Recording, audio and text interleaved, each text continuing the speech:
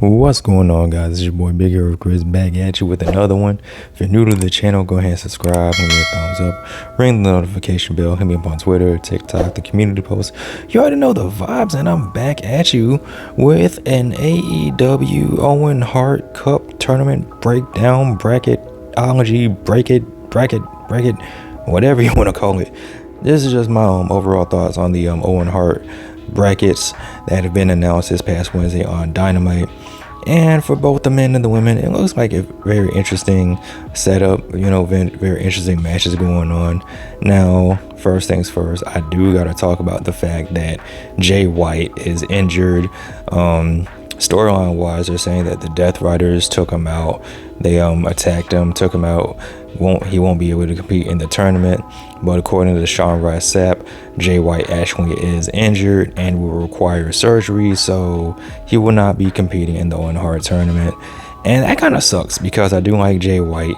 And when this whole Owen Hart tournament was being announced originally, and you had people, just hyping up what they wanted to do and hyping up the fact that they wanted to compete in the tournament and possibly wrestle for the AEW championship at All In, Jay White was actually one of my favorites to win. Like I was in between three people.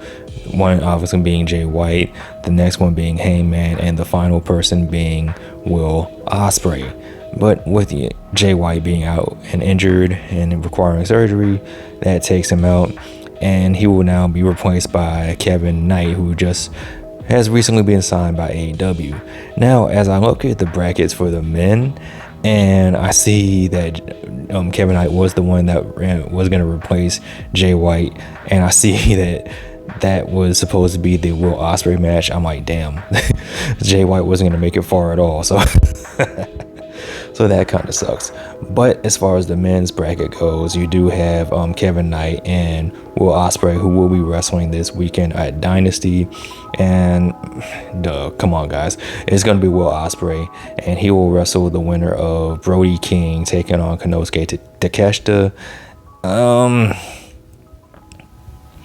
This kind of puts me in a tough spot because Brody King is one of those guys I do want to see more from, that I want to see get more of a push in AEW, but he always loses, and I'm like, Brody King shouldn't be losing. And it looks like it's going to be more of the same, and I think it's going to be Takeshita beating Brody King. Brody King eats another loss, and I'm not necessarily too happy about that. And then you look at the other side of the bracket, you have Mark Briscoe taking on the protostar Kyle Fletcher. You have to say the whole thing like a Tribe Called Quest. And I think Kyle Fletcher is going to win that one. And then the final match will be Hangman taking on a wild card. And who this wild card is, I don't know. But I do think that Hangman is going to get the win. And then he'll go on to wrestle Kyle Fletcher, and he'll beat him. And it'll be Hangman going to the finals, where he will wrestle Will Ospreay. And I think the finals will take place at Double or Nothing. So that'll determine who wrestles the AEW champion. And I'm kind of torn. Like I said earlier, I'm kind of torn between Ospreay and Hangman, because it would make sense for Will Ospreay to go on and wrestle for the AEW championship once again. But you do have this continuing storyline going on with Hangman and Swerve. Now, speaking of Swerve wrestles Jon Moxley for the AEW championship.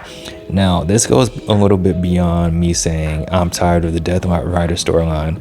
I'm tired of not seeing the AEW championship. I just want to see anybody win this championship. So now you have this development with Hangman and Swerve, where they have this ongoing feud.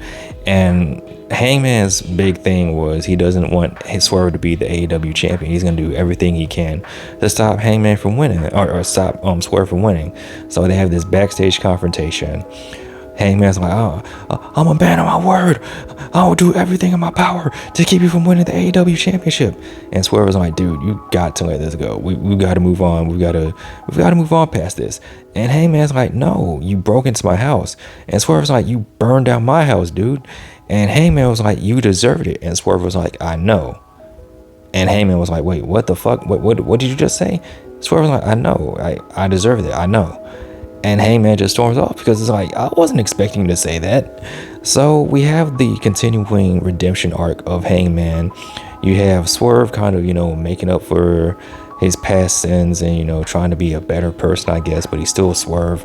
So with the fact that Hangman finally doesn't have that hate to hold on to anymore, and he's letting that go, is, I don't want to say him giving his blessing, because who would want their op to be the AEW champion, but this kind of does free Swerve up to, beat Jon Moxley and become AEW champion, which leads me to who I think wins the finals, and it's going to be Hangman. And I think the final that will take place in All In is going to be Hangman and Swerve, where, they had the final match. I'm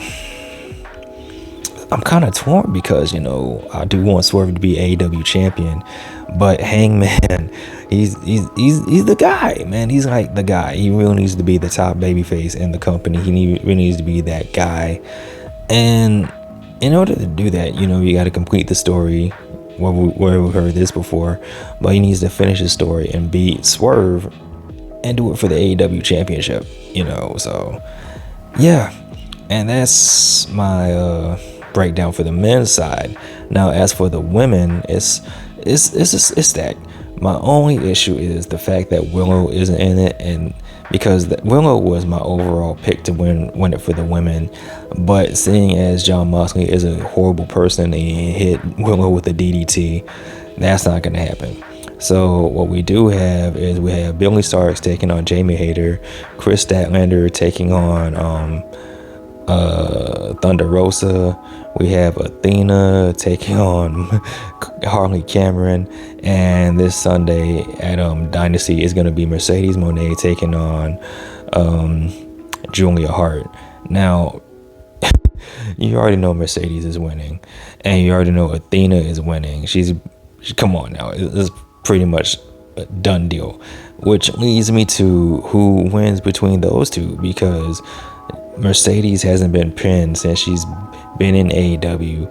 Athena hasn't been pinned in like 2 years, so I'm gonna give the edge to Athena, because whenever Athena does get pinned, it does need to be for the Ring of Honor Women's Championship, so you don't want to waste it in the Owen Hart tournament. And I think Mercedes will be okay taking that pin because it's not for any championship. And then you can have something go on where Mercedes turns around and screws Athena and costs her.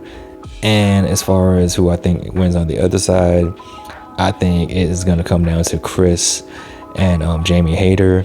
And I'm kind of torn between these two as well, because if it was not going to be Willow, I thought it was going to be at least Chris Statlander.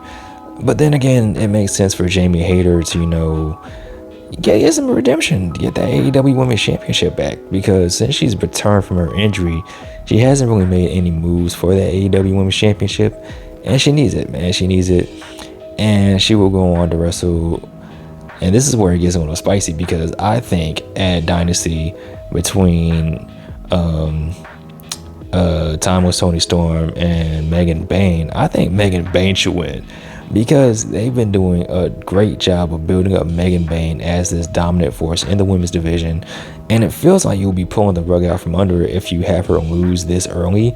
So I say go ahead and have her win at Dynasty, be a dominant force, be a dominant women's champion.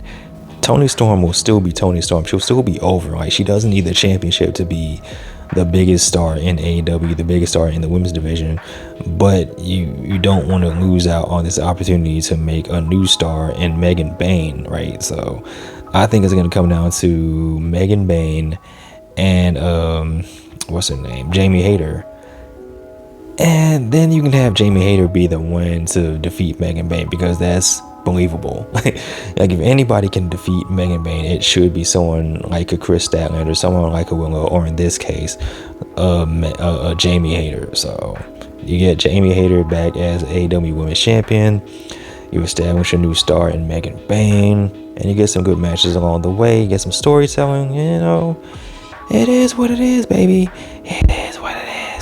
So that's my little breakdown of the Owen Hart tournament, man. What do you think? Are you excited? Are you excited for the matchups? Would you rather other people be in this tournament? Or are you cool with it as is? Let me know in the comment section below. Of course, as always, like, comment, and subscribe. You guys take care. Peace. I'm out. Peace.